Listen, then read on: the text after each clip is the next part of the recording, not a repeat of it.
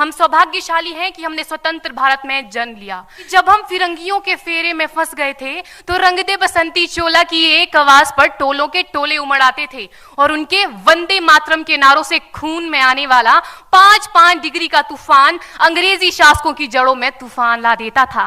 लोग मर जाते थे, मिट जाते थे, फांसी चढ़ जाते थे, तो वो भी अपनी देशभक्ति साबित कर रहे होते थे, क्योंकि ये उस दौर की देशभक्ति की कसौटी थी।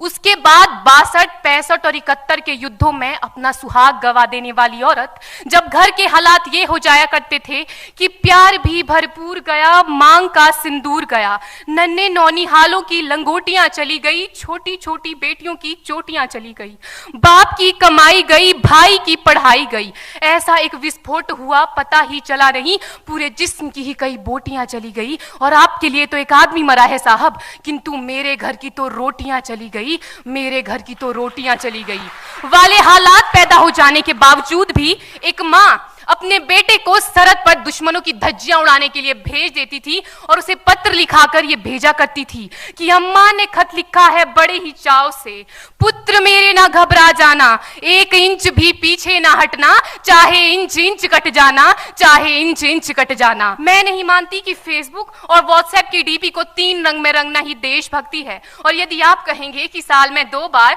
हाथ में तिरंगा ले लेना देशभक्ति है, तो मैं पूछना चाहूंगी कि फुटपाथ में रहने वाला वो ट्रैफिक की छांव में नंगे पांव में जब तिरंगा बेच रहा होता है, तो क्या इसे आप उसकी देशभक्ति कहेंगे?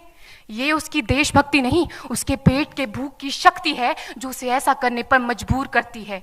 क्योंकि ना मस्जिद को जानते हैं, न शिवालों को जानते हैं, ना मस्जिद को जानते हैं, न शिवालों को जानते हैं, जो पेट के भूखे होते हैं ना, वो सिर्फ भोजन के निवालों को जानते हैं, वो सिर्फ भोजन के निवालों को जानते हैं। कि हर देशद्रोही ये समझ सके कि अगर तू परिंदा है तो ये आसमान तेरा है, अगर तू दरिंदा है तो ये शमशान तेरा है, भाईचारे से रहना है तो रह इस जमीन पर, वरना ये कब्र भी तेरी है और यही कब्रिस्तान तेरा है और यही कब्रिस्तान तेरा है। लेकिन एक देशद्रोही से ज्यादा देशभक्ति तब आहत होती है जब एक बेटा अपने बूढ़े माँ बाप को वृद्धाश्रम की चौखट पर छोड़ आता है। करा उठती है वो देशभक्ति जब मुसीबत में फंसे लोगों की जान बचाने से ज्यादा हम सेल्फी लेकर अपने लाइक बढ़ाने में लगे रहते हैं। आज के इस दौर में वो युवा जिनके ऊपर जिम्मेदारी थी अपने देश, अपने समाज, अपने राष्ट्र की आशाओं को बांधे रखने की, वही युवा अब 4x4 इंच की छोटी सी स्क्रीन पर अपनी कोमल अंगुलियों के घर्षण मात्र से अपनी भावनाओं की इमोजी भेज रहा है। 4 बोतल वोट का काम मेरा रोज का ने भारत का भविष्य तबाह कर रखा है। ना सरकार मेरी है, ना रब मेरा है, ना सरकार मेरी है, ना रब मेरा है, और ना ही ये बड़ा सा नाम मेरा है। बस इतनी सी बात का गुरूर है मुझे कि मैं भारत की हूं और ये भारत मेरा है और ये भारत मेरा है।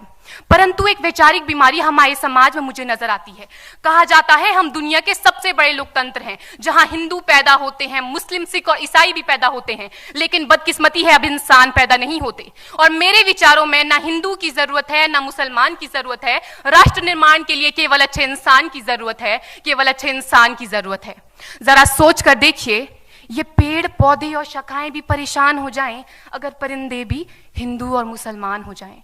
एक शैक्षणिक बीमारी भी हमारे समाज में मुझे नजर आती है, और बड़े ही आश्चर्य की बात है जिस देश ने पूरी दुनिया को तक्षशिला और नालंदा देकर के विश्वविद्यालय शिक्षा की बुनियाद रखी, आज विश्व के 100 सर्वश्रेष्ठ विश्वविद्यालयों में हमारा एक भी विश्वविद्यालय खड़ा नहीं हो पाता। जहां एक और हमारे पास IIT, IIM और NIT जैसे शिक्षण संस्थान हैं, तो वहीं दूसरी ओर इस देश के गरीबों को बेरोजगारी की जमात में खड़ा करने के लिए उनके हाथ में सर्व शिक्षा अभियान का झुंझुना पकड़ा दिया जाता है। अपने धर्म, अपनी जाति को ऊंचा मानकर दूसरों के धर्म की अवहेलना करता रहेगा, तब तक ना तो इस देश से अंधविश्वास खत्म होगा और ना ही हमारा राष्ट्र निर्माण संभव होगा।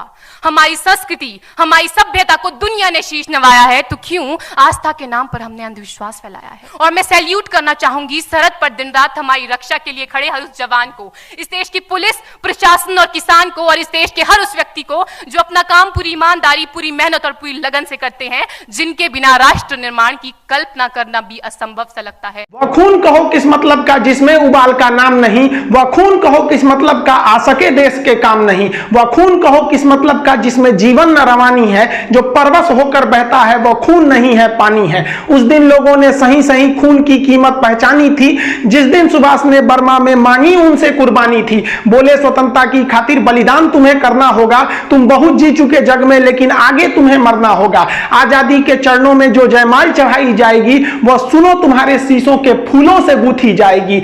आजादी का संग्राम कहीं पैसों पर खेला जाता है, यह शीश कटाने का सौदा नंगे सर झेला जाता है। अजानू बाहों ऊंची करके वे बोले रक्त तुम मुझे देना, बदले में भारत की आजादी तुम मुझसे लेना। हो गई सभा में उथल पुथल, सीने में दिल न समाते थे, स्वर इंकलाब के नारे कोसों तक छाए जाते थे। हम देंगे देंगे रक्त बस यही शब्द सुनाई देते थे, रण में जाने को युवक खड़े तैयार दिखाई देते थे। बोले सुभाष वह आगे आए जिसके तन में भारतीय खून बहता हो, वह आगे आए जो खुद को हिंदुस्तानी कहता हो, वह आगे आए जो इस खूनी हस्ताक्षर करता हो, मैं कफन बढ़ाता हूं, वह आगे आए जो इसे हंस कर लेता है। सारी जनता हुंकार उठी, हम आते हैं, माता के चरणों में हम अपना रक्त चढ़ाते हैं।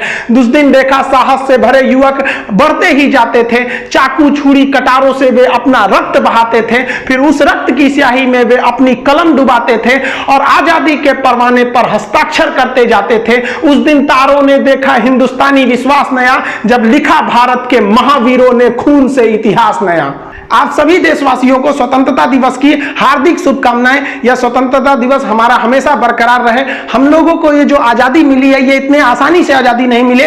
वो आजादी के लिए न जाने कितने वीरों ने अपने बलिदान दिए हैं। इसको दक्षिण का याद करिए, टीपू सुल्तान, वो मराठाओं की शक्ति, वो राजपूतों का बलिदान, वो सिखों की तलवार, झांसी की रानी, वो 11 साल का लड़का खुदीराम बोस जिसकी दाढ़ी मूछ नहीं थी, फिर भी उसने अंग्रेजों के आगे डट कर मुकाबला किया और अंग्रेजों ने उस बच्चे को फांसी चढ़ा दिया।